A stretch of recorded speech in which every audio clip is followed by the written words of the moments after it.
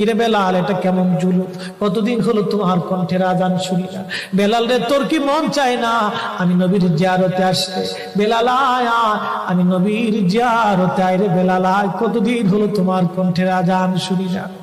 স্বপ্ন যখন নবীজি দেখাইছে, এ মুসলমান, হযরত বেলাল সুদূর সিরিয়ার দামেস্ক থেকে পাগলের মতো দৌড়াইলেন, পাগলের মতো ছুটে আসলেন। যখন মদিনাতে আসলেন তখন তাহাজ্জুদের সময় চলতেছিল। তাহাজ্জুদের সময় চলার সময় হযরত বেলাল রাদিয়াল্লাহু আনহু কাঠের জালি দিয়ে তখন রওজা শরীফ ঘিরে রাখা ছিল।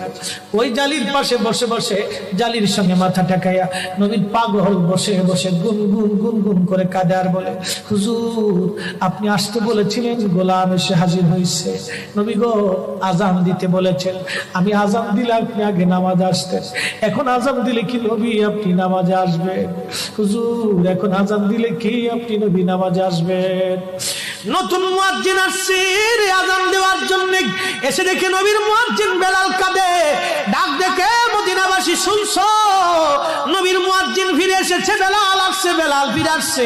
এই কথা শোনার পরে সব সাহাবী ঘর থেকে বের হয়ে দৌড়ায় এসে দেখে বেলাল কাঁদে। সাহাবীরা বলে, বেলাল আজান দাও, কতদিন হলো তোমার কণ্ঠের আজান শুনি না। বেলাল আজান দাও, কতদিন হলো আজান শুনি না রে বেলাল। বেলাল বলে, সাহাবীরা রে, আমি আজান দিলে কি নবী নামাজ আসবে বলো? সালমান ফারসি রাদিয়াল্লাহু আনহু ডাক দেখে, সাহাবীরা আমাদের কথাই বেলাল আজান দিবে না, তোমরা যাও দেখো হাসান আর হুসাইন দুইজন ঘরের মধ্যে আছেন। ইমাম হাসান হুসাইন রাদিয়াল্লাহু আনহুমা যদি বলে তাহলে বেলাল অবশ্যই আজান দিবে। সালমান ফারসির পরামর্শে সাহাবীরা দৌড়ায় গেলেন। বর্তমান 7 নম্বর গেট বাবুস সালাম বরাবর একটা মসজিদ আছে, মসজিদে আলী। এটাই ছিল হযরত ফাতেমা রাদিয়াল্লাহু আনহার বাড়ি। এই বাড়িতে দৌড়ে যাওয়ার পরে ইমাম হাসান হুসাইন রাদিয়াল্লাহু আনহুমা দুইজনকে নিয়ে আসা হলো। দুইজনকে নিয়ে আসার পরে হযরত ইমাম হাসানকে দেখতে আমার নবীর মতো দেখা যাইতো, চেহারাটা রাসূল করিমের চেহারার মতো ছিল। নাতি দৌহিত্র নানার চেহারা পেয়েছিলেন, ইমাম হুসাইন ও নানার সুরত পেয়েছিলেন। দুই ভাই নানার সুরত পেয়েছিলেন। হযরত বেলাল রওজা শরীফ থেকে উঠে হযরতে হাসানের বুকের মধ্যে মাথা ঠেকায় কাঁদতেছে, ইমাম হুসাইনের বুকের মধ্যে মাথা ঠেকায় কাঁদে। হযরত ইমাম হাসান ডাক দেখে, নানার মুয়াজ্জিন, কতদিন হলো তোমার কণ্ঠে আজান শুনি না। যেই কণ্ঠ দিয়া নানার আজান শুনাইতা, যাও গো ওই কণ্ঠ দিয়ে আমাদেরকে আজান শোনাইয়া যাও। যখন হযরতে বেলাল ইমাম হাসান এই কথা বললেন, হযরত বেলাল দৌড়ায় গেলেন। যেই বনু নাজ্জার গোত্রের মহিলা সাহাবীর ছাদের উপরে দাঁড়ায় বেলাল আজান দিত। আবু দাউদের 519 নম্বর হাদিসের মধ্যে আসছে, প্রত্যেক ফজরের নামাজের সুবহ সাদিকের আগে বেলাল দাঁড়াইতেন। দাঁড়ায় আজানের আগে বলতেন, আল্লাহুম্মা ইন্নী আহমাদুকা ওয়া নাস্তাঈনুকা আলা কুরাইশিন ইউকিমুদ্দীনাক। প্রত্যেক ফজরের আজানের আগে এই দোয়াটা পড়ে বেলাল আজান শুরু করতেন। হযরত বেলাল রাদিয়াল্লাহু আনহু আজকে তাহাজ্জুদের আজান দিতে গেছে।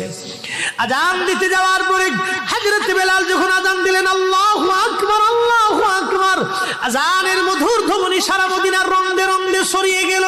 মদিনার ঘর থেকে সব সাহাবী বের হয়ে দৌড় মারছে। আবার যখন বলেন আল্লাহু আকবার, আল্লাহু আকবার, সব সাহাবী, মহিলা, বৃদ্ধ, বনিতা ঘর থেকে বের হয়ে দৌড় মারছে। যখন বলল আশহাদু আল্লা ইলাহা ইল্লাল্লাহ, মদিনার ঘর থেকে সব মহিলারা ঘর থেকে বের হয়ে দৌড় মারছে রে, আর কান্না করে, নবী বুঝি ফিরে আসছে রে। আবার যখন বলেন আশহাদু আল্লা ইলাহা ইল্লাল্লাহ, তখন মদিনার মানুষ কান্না করতেছিল, গুন গুন গুন গুন করে কান্না করে। মদিনার ভিতরে আওয়াজ বের হয়ে গেল, নবী বুঝি আসছে রে, নবী বুঝি ফিরে আসছে রে, নবী বুঝি ফিরে আসছে রে, নবী বুঝি আসছে। হযরত বেলাল যখন বলেন আশহাদু আন্না মুহাম্মাদুর রাসূলুল্লাহ, মদিনার মাটিগুলি থরথর থরথর করে কেঁপে উঠছে রে। মদিনার মানুষের কান্না বেড়ে গেল। হযরত বেলাল অজ্ঞান হয়ে জমিনের মধ্যে পড়ে গেলেন, তিনি বেহুশ। নবীর আশিক বেহুশ হয়ে গেলেন। বেলালের মতো আশিক যদি আমরা হইতাম, এ দুনিয়ায় নবীর দেখা পাইতাম, এ দুনিয়ায় নবীর দেখা পাইতাম। যখন হুশ ফিরে আসছে, রওজা শরীফের পাশে বসে বসে বেলাল কাদের বলে, হুজুর হুজুর আজান দিতে বলেছিলেন, আজান দিয়েছি হুজুর, আমি আজান দিলে আগে নামাজে আসতেন, আজকে আজান দিলাম আপনি হুজুর আসেন নাই, যে আজান দিলে নবী আসবে না, আমি বেলালে আজান আর কোনোদিন দিব না।